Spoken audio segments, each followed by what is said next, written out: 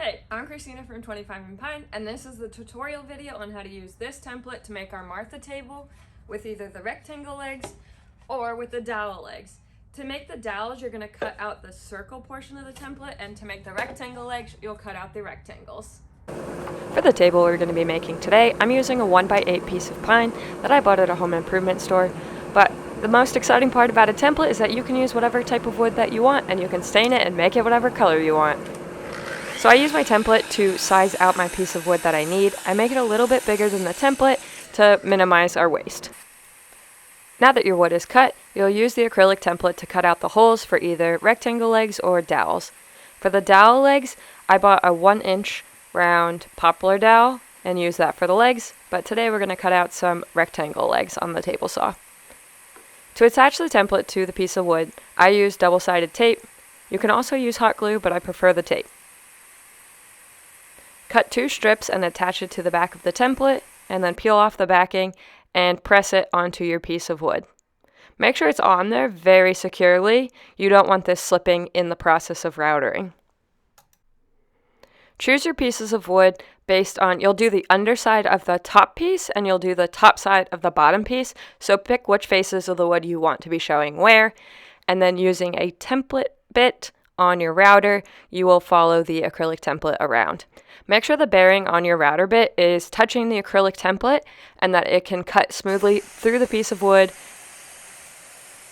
but that it's not low enough that it's going to cut into your table or your sanding mat that I use. I have this one linked in our Amazon storefront if you want a sanding mat. It just helps prevent slipping, and I find that it helps while I'm routering. For the acrylic templates, any router will work. You can use a hand router, you can use a corded hand router, or you can use a router table. I prefer this one just because it's easier to manage with the battery, and it also has the dust attachment, which I have attached to a vacuum. Using your router, you'll carefully move around the template. The template acts as a guide for the piece of wood, so it'll replicate underneath what the template is telling it to do. You'll router out the entire outside of the circle, and then you'll move into the smaller bits for the joinery. To do this, you will hold on to the router to make sure it doesn't slip, lean one piece on the back piece of the wood, and then slowly plunge the router into the wood. Then once your router is comfortably in the piece of wood, then you can move it around to the outskirts of the template, and then it'll cut out your shape that you need for your legs. When you're moving around with your router, make sure you're turning it on and off in the process. So I'll turn it on right before I plunge into it, and I will turn it off before I pull it out. Here's a little bit of a closer up view so that you can actually see what I'm doing, and just slowly moving the router around inside of the acrylic template. Turn it off, and then repeat the process on all 4 leg holes, and then on both the top and the bottom pieces. Make sure that before you take the template off of the piece of wood to move on to the next piece, that you double check that all of your parts are carved out perfectly. It is a lot harder to do once you take the acrylic template off.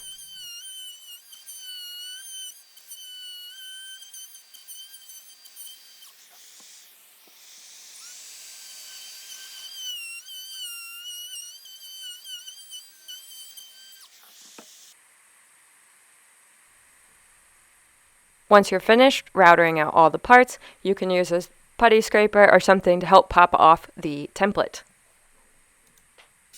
Once the template is popped off, and depending on the thickness of your wood, I use a flush trim bit and go around the opposite side so that the bearing is tracing the top of the piece of the wood that we had already carved with the template router. Next, we're going to move on to making the legs. I used a table saw for this, and I measured the inside part of the leg and then made my leg that size, and then eventually we'll sand it to make sure it fits properly.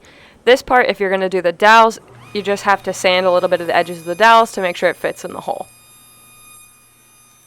If you don't have a table saw, you can use a circular saw, or even just buy the piece of wood already at your right dimension from your home improvement store. Then again, depending on your type of wood, you're going to want to hit that with an orbital sander, or you can hand sand it. It'll just take a little bit longer. We'll also go and do a final sand once it's all assembled, but this is just to get the legs to fit in properly, and I will round the corners of the legs to make sure they fit in the pocket of the hole that the router left.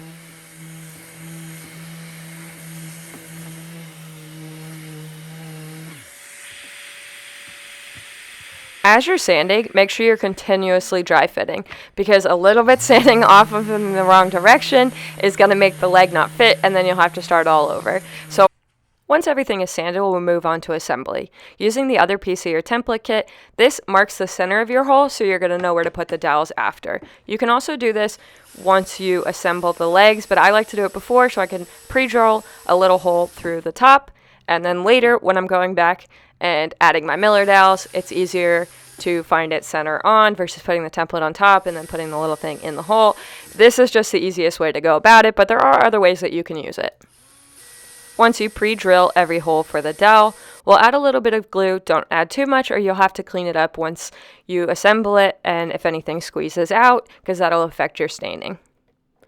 I add a little bit of glue to each hole, and then I will plug in the legs gently and use a hammer to hammer them in.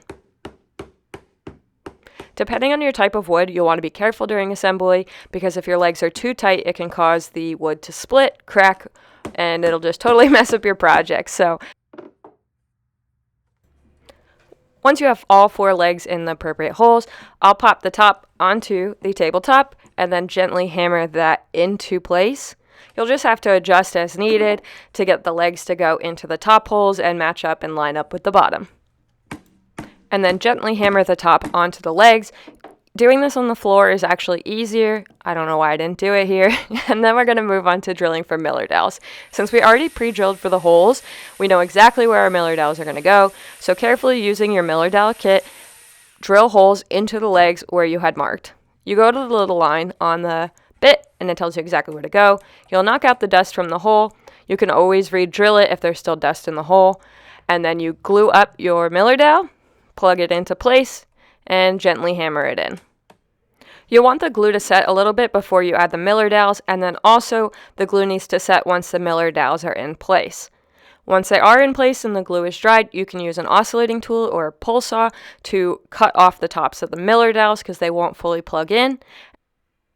To finish your table, you can use an orbital sander to sand it smooth, and then apply whatever stain and finish you'd like. Thanks for buying our template. Hope you enjoyed this build.